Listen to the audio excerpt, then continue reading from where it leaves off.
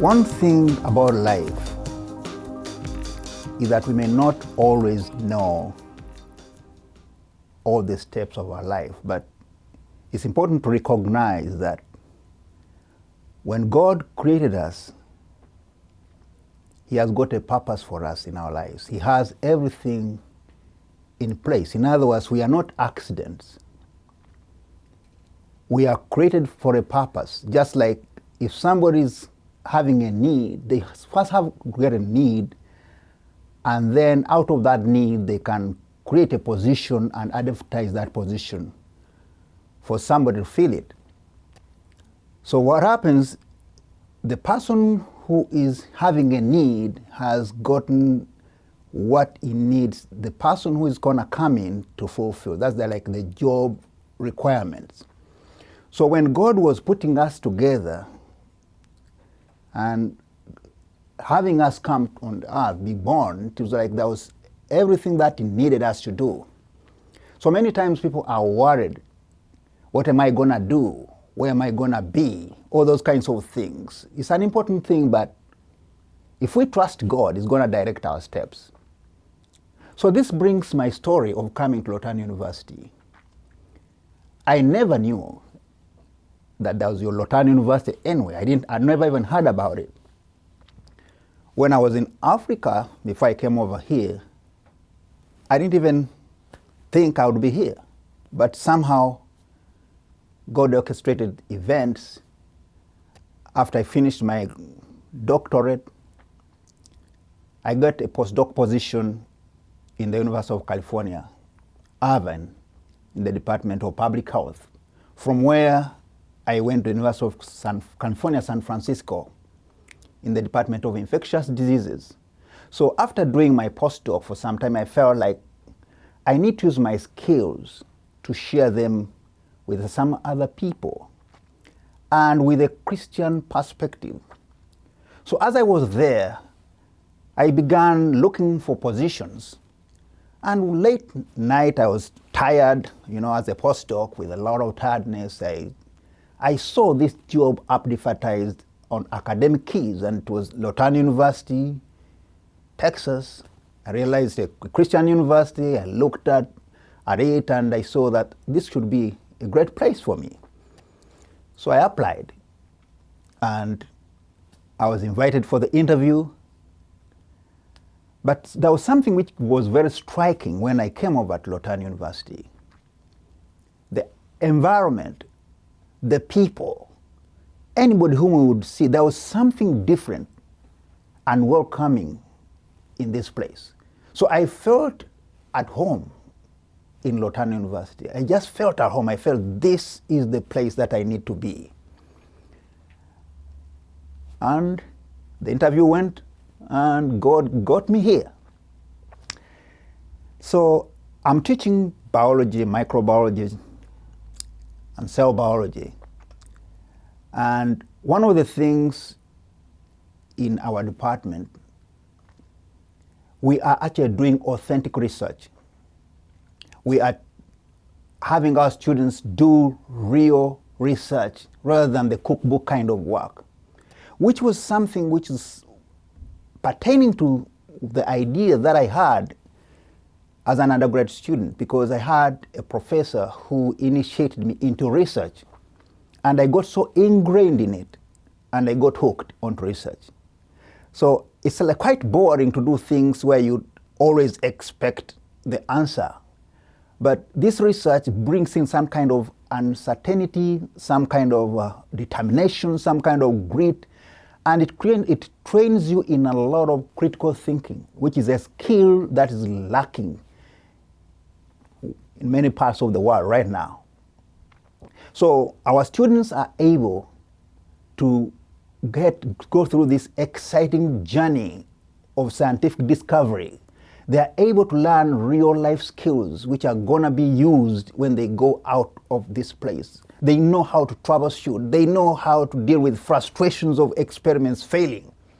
And they have that kind of trust that they can be able to do it with some guidance from their instructors. And our students have been able to publish at a level when they're undergraduate. This is something which you cannot easily find in many places. And another thing about this place is the faculty, the students, anybody whom we find here, they have that kind of, it's like a kind of a family, it's like kind of that LeTourneau experience. It keeps me going. And when you see the students, they are excited, they are working very hard. And at LeTourneau, in our department and general overall, we know that students must be trained for the challenges that are going to come up. So we don't dilute things. We challenge them to do their best. And many times at the end, it's like so exciting when you see students graduating and maybe they write you, they have gone to graduate school and they are really performing very well in graduate school. There's those who have gotten jobs, how they come back. Also, the other time when one of my students came back, she had a baby and she came to the lab with the baby. I had to jump out, it's like I felt like I'm almost like a grandfather, because like this was my student, She was she was a pre-nursing student. She's now a nurse. And it was so exciting, these kinds of lifelong relationship that we get with our students. Now, I really believe so much in Christian education. Because one of the questions maybe which people would be interested in, could the world be a better place without Christians? But if we had to look in history, we realize that Christian education is really very important considering the historical perspective of history. For example, if you look at the best and the most influential universities in the world, they were begun by Christians. For example, Harvard University was begun by Reverend Harvard. If you look at Johns Hopkins University and the Mayo Clinic, these were started by Christians. Look at LeTourneau University, a great university. It was begun by Christians. I mean, I would invite people to go and do some kind of research on the great universities around the world. They will discover that they were initiated by Christians. Meaning that without Christians, we would not be having all these great institutions which have produced a lot of good stuff. No matter the current status, but the initiators were that. Let us look at the best hospitals in the world. These were begun by Christians. Look at the best of the most influential charities around the world. They were begun by Christians. Look at organizations like, for example, right now, Samaritan's Purse. Look at Mercy Ship, just to mention a few. Look at situations where there have been problems. Like, for example, if you have had maybe some kind of hurricanes, we have had earthquakes in places. Apart from the government, look at who are the people who are always there to reach out to the people, no matter whether the people who are in trouble have been Christians or not. You realize that Christians have been all over the place helping people. Let us look at science. If you look in history and you do the analysis, you find that more than 90% of the people who contributed immensely to the scientific revolution were Christian scientists. Let us look at people, for example, Isaac Newton, Blaise Pascal. Let us look at people like Robert Ross, who discovered the cause of malaria. Those were Christians. If you look into history, you see that, at times people say that, there's a conflict between Christianity and science. But you realize that many of these scientists, the geniuses like Ross, who was the first Nobel Prize recipient in the UK, he was a Christian. So there's no conflict between Christianity and science, and that's something which is quite exciting for me. The only issue is like if people are simply having a wrong worldview.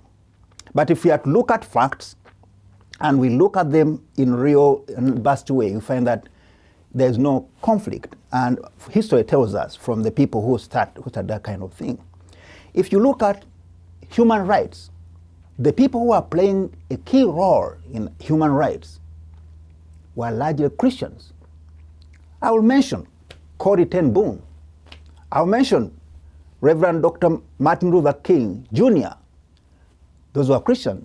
Benjamin Mays, just to mention a few. People who are fighting for human rights. Let us look at women's rights. Let us look at all preservation of life. So Christian education is really very important. And another thing, if you look, I don't know much, I may not know a lot about other religions, but if I just look at Christianity and the Christian education, you realize that as far as acceptance and tolerance of other people who are not like them, Christians have done a great job in this. Christians are people, apart from people who misunderstand the message of Jesus Christ, because like, for example, Peter, one time when they came to arrest Jesus, he got out a knife to fight and cut off somebody's ear. Jesus said, no, that's not the way to do things. You know, those who fight by the sword shall die by the sword. Put back your sword. Even if these people are against us, let us show them love. And you say that love your neighbor as you love yourself. So if we are able to train people with these kinds of ethics, these kinds of considerations, then the world will be a better place. If we are to have Christians taught with these kinds of true aspects of Christianity, then we would have people who would not be fighting people just because they are not like them. That level of acceptance, that level of tolerance, it's like I can tell you, somebody may choose not to become a Christian, but in Christianity, you don't kill your relatives if they have quit Christianity, for example. So it's really very important to emphasize these kinds of Christian ethics. In most of the places, if somebody is aware that I am accountable to a supreme being, they can be able to work better. They can be able to relate better with other people because they know that beyond these people I'm relating with, I'm accountable to a supreme being. So it's really very important to me and very exciting to me to be part of this journey and this part of contribution whereby we are giving people a great education. We are not relaxing standards. We are causing students, to work their best so that they can be effective people in the workplace. And people who are going to be able to accept other people who are not like them, other people who do not believe like them, because the world is diverse.